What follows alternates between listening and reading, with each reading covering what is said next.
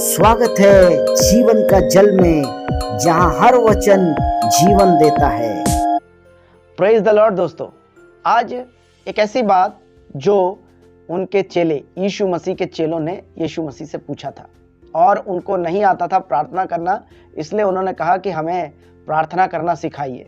तो यीशु मसीह ने जब ये बात सुना और उनको प्रार्थना करने के बारे में जब सिखा रहे थे, तो कुछ बातें जो मत्ती की किताब 6 अध्याय 5 पद से उन्होंने बताया, जो मैं आपको बता रहा हूँ। यहाँ पर लिखा है, जब तू प्रार्थना करे तो कपटियों के समान ना हो, क्योंकि लोगों को दिखाने के लिए आराधनालय में और सड़कों के मोड़ों पर खड़े होकर प्रार्थना करना उनको अच्छा लगता है। तो सबसे पहली बात जो बताया कि सड़कों पे मोड़ों पर खड़े होकर प्रार्थना करने की आवश्यकता नहीं है, लोगों को पता चले कि ये व्यक्ति कितना धर्मी है। तो इसलिए उन्होंने यीशु मसीह ने बताया कि इस तरीके से प्रार्थना ना करें। पहली चीज़ों की ध्यान रखें कि क्या क्या चीज़ों को ध्यान रखना है। और उसके बाद बताया, मैं तुमसे सच कहता हूँ कि अपने प्रतिफल पा चुके जिन्होंने सड़कों के मोड़ों पर खड़े होकर प्रार्थना किया या इस तरीके से, तो उनके बारे में बताया कि वे अपना प्रतिफल पा चुके।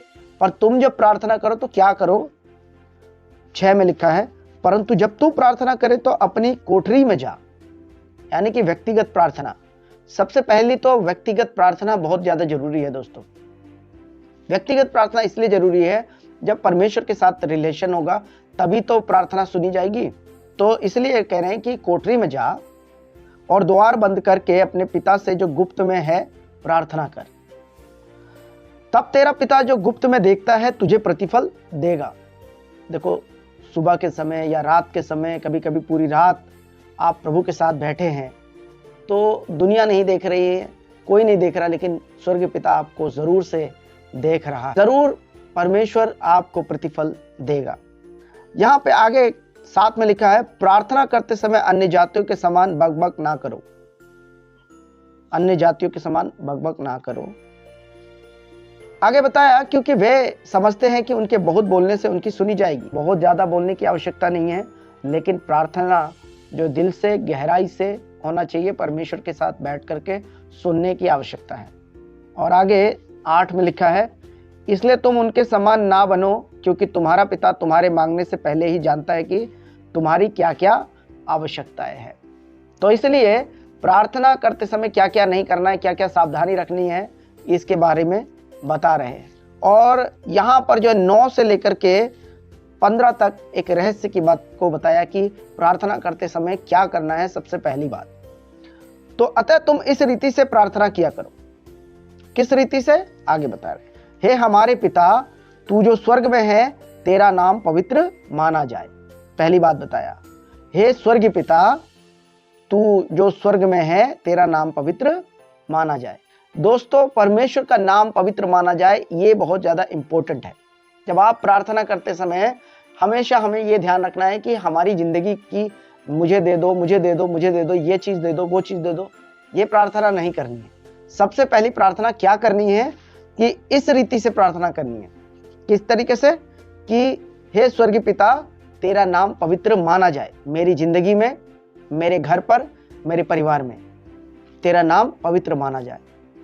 दोस्तों, क्यों ये बात बताया गया? क्योंकि कई बार एक उदाहरण मैं बताता हूँ।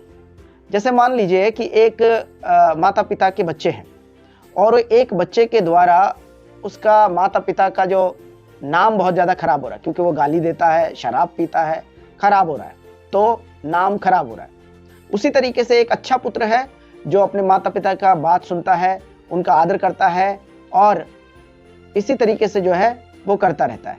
तो यहाँ पर भी हम जो देखते हैं कि परमेश्वर कह रहे हैं कि परमेश्वर का है ना, ये क्या बोला, तेरा नाम पवित्र माना जाए।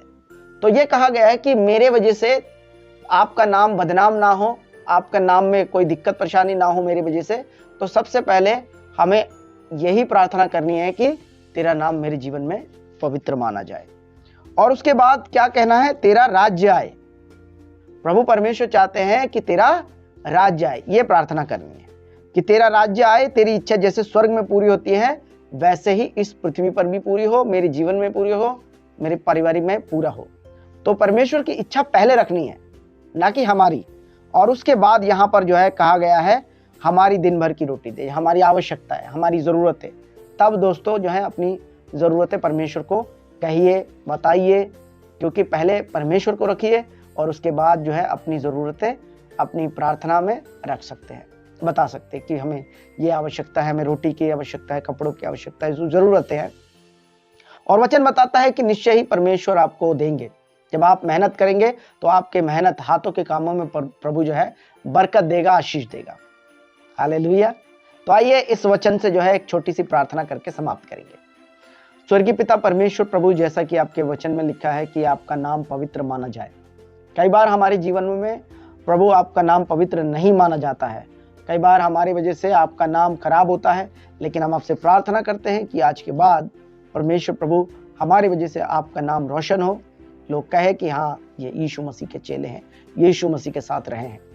प्रभु हम सबकी मदद करे और पवित्र आत्मा की शक्ति और सामर्थ्य से भरे, जिससे कि प्रभु हम आपकी इच्छा मर्जी को इस धरती पर पूरा कर सके। सभी भाई बहनों को आशीष करिए। प्रार्थना यीशु मसीह के नाम से मांगते हैं, दया से सुनिए और ग्रहण करें स्वर्गीय पिता, आमीन। गॉड ब्लेस यू दोस्तों, मिलते हैं नेक्स्ट किसी वीडियो में, तब तक के लिए जय मसीह की।